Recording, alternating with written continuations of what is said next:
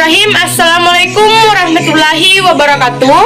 Perkenalkan, nama saya Rahmi Ramadhani Rahim, SMA Negeri 7 Wajo, kelas 10 IPS 4. Jadi tujuan saya membuat video ini adalah untuk tentang inspirasi budaya yang non-benda. Jadi inspirasi budaya non-benda itu termasuk lagu, tarian, pantun, puisi, upacara adat, cerita rakyat, dan sebagainya. Jadi dalam tugas ini kita disuruh untuk memilih salah satu budaya lokal yang non-benda.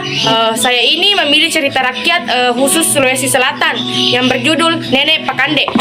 Pada zaman dahulu kala di suatu daerah di Sopeng atau sebuah kabupaten di Sulawesi Selatan terdapat suatu desa dengan rakyatnya sangat bersahabat, senantiasa hidup tentram, damai, dan sejahtera. Hampir atau bahkan seluruh masyarakat yang tinggal di daerah itu bermata pencaharian sebagai seorang petani. Setiap hari mereka berbondong-bondong ke sawah untuk bertani di lahan mereka masing-masing. Pada suatu ketika, desa yang terkenal tentram tersebut terusik oleh seorang nenek tua yang rambutnya berwarna putih, memakai konde di kepalanya, wajah yang keriput dengan badan yang setengah membungkuk, lalu memakai sarung batik dan kemeja. Sekilas terlihat nenek itu hanyalah seorang nenek tua yang biasa-biasa saja yang sedang mencari tempat tinggal. Tapi siapa saja yang menyangka bahwa nenek tua itu adalah seorang siluman yang suka memangsa daging manusia, terlebihnya daging anak-anak. Dengan karakternya yang dikenal seperti itu, maka warga setempat pun menamai nenek itu dengan sebutan Nenek Pakande. Diambil dari bahasa Bugis, yaitu kata mandre yang berarti makan. Biasanya Nenek Pakande itu berkeliaran keliling kampung untuk mencari mangsa pada hari ketika sang fajar sudah mulai tenggelam. Suatu sore saat hari sudah mulai gelap, ada sepasang saudara kakak beradik yang tengah seru bermain di sekitar halaman rumah mereka. "Nak, ayo cepat masuk ke rumah, ini sudah malam," seru ibunya dari balik pintu.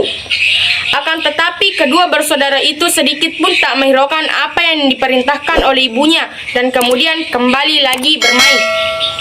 Mereka hanya menganggap perintah ibunya hanyalah angin yang berhembus begitu saja. Tidak lama kemudian ibu dari kedua anak tersebut pun sejenak menghampiri kedua anaknya dan menyuruhnya masuk. Tetapi kedua anak itu tetap saja membandel, dan ibu itu pun kembali masuk ke rumahnya dan membiarkan anak-anaknya bermain.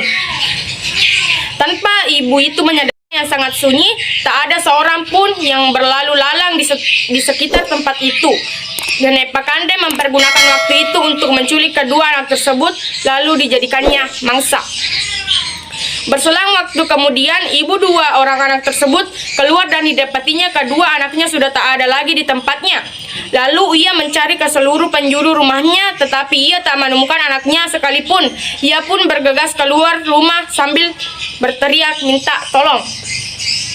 "Tolong, tolong, tolong, anakku hilang!" dengan suara yang terseduh-seduh sambil menangis. "Ada apa, Bu? Apa yang terjadi dengan anak ibu?" siapa salah satu warga setempat. Lalu ibu itu pun menceritakan apa-apa yang telah terjadi dengan anaknya kepada bapak itu. Kemudian bapak itu segera memanggil warga untuk membantunya mencari. Lambat laun pun warga sudah terkumpul banyak, siap untuk melakukan pencarian, menelusuri kampung-kampung dengan alat penerangan seadanya. Hingga larut malam pun tiba, kedua anak tersebut tak kunjung juga ditemukan. Akhirnya kepala kampung yang memimpin pencarian tersebut meminta pencarian itu dihentikan sementara. Keesokan harinya saat pencarian akan dilakukan kembali, tiba-tiba ada laporan dari seorang warga yang kehilangan bayinya. Ketika saat itu orang tua bayi tersebut sedang tidur nyenyak. Warga setempat pun semakin resah dengan kejadian saat ini menimpa desa mereka. Ketika malam tiba, para orang tua tidak bisa menutup kedua kelopak matanya karena dihantui rasa cemas. Mereka harus memantau anak-anak mereka serta menjaganya hingga pagi menjemput. Saat para warga berkumpul di suatu titik di desa mereka menceritakan setiap kekhawatiran yang mereka alami saat malam hari tiba. Mereka bingung siapa dalang di balik penculikan misterius ini. Seketika ada seorang warga yang mengusulkan untuk pergi ke rumah Nenek Pakande, karena warga setempat tahu bahwa Nenek Pakande adalah seorang pemangsa anak-anak. "Kenapa kita hanya berdiam diri saja di sini? Kenapa kita tidak langsung saja beramai-ramai ke rumah Nenek Pakande itu? Karena besar kemungkinan dia yang telah menculik anak-anak yang ada di desa kita." "Hei, bukankah Nenek Pakande itu adalah seorang yang sangat sakti? Karena dia memiliki kekuatan gaib yang sulit untuk ditaklukkan," tentang salah satu warga lainnya. Ya, benar juga, Nenek Pakande adalah seorang siluman yang sangat sakti. Tak ada seorang manusia pun yang bisa mengalahkan kesaktiannya. Setauku, Nenek Pakande hanya takut kepada sosok raksasa yang bernama Raja Bangkung Pitu Repa Rawoale. Tetapi sekarang entah di mana raksasa itu berada. Kabar serta selak-seluk tubuhnya pun tak pernah lagi terdengar dan terlihat. Jawabnya seorang warga lagi. Jawab Nenek Pakande. Saya Raja Bangkung Pitu Repa Rawoale, dan saya ingin kamu pergi dari desa ini sejauh mungkin karena sudah meresahkan warga setempat, ujar sang raksasa. Saya tidak peduli. Saya tidak percaya jika kalau kamu adalah seorang raksasa, Raja Bangkung Pitu Repa Rawoale, jawab Nenek Pakande dengan menambah beberapa langkah kakinya selaku mengacuhkan.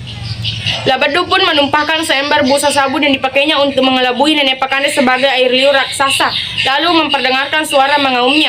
Aku lapar, Nenek Pakande, lihatlah air liurku sudah mengalir. Jika kau tak segera enyah dari hadapanku, maka kau akan menjadi santapanku. Dengan dihantui rasa cemas, Nenek Pakande pun berkata lagi, saya tidak percaya lagi denganmu. Pasti kamu hanyalah seorang orang biasa yang menyamar sebagai Raja Bangkung Pitu Repa Rawoale. Labedu pun menjatuhkan selaga yang dibuatnya menyerupai sisir yang besar dan kura-kura secara beruntung. Kutu ini banyak menggangguku dan membuat kepala aku gatal saja, kata sang pemuda yang mengaum. Nenek Pakande, kau jangan membuatku jadi lebih marah lagi, lanjut Labedu. Melihat kura-kura dan selaga yang jatuh ke lantai membuat nyali Nenek Pakande akhirnya ciut juga. Tanpa menunggu lama, Nenek Pakande pun lari menuju pintu keluar. Tanpa dilihatnya, dia menginjak seekor balut dan terpeleset jatuh hingga anak tangga yang paling terakhir dan kepalanya terbentur pada batu besar yang telah disiapkan. Tetapi Nenek Pakande tetap memaksakan diri untuk bangkit kembali. Dengan kesaktiannya, Nenek Pakande pun terbang ke bulan. Dan sebelum terbang ke bulan, Nenek Pakande meninggalkan suatu pesan.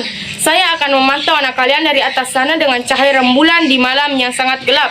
Dan suatu saat nanti saya akan kembali memangsa anak-anak kalian.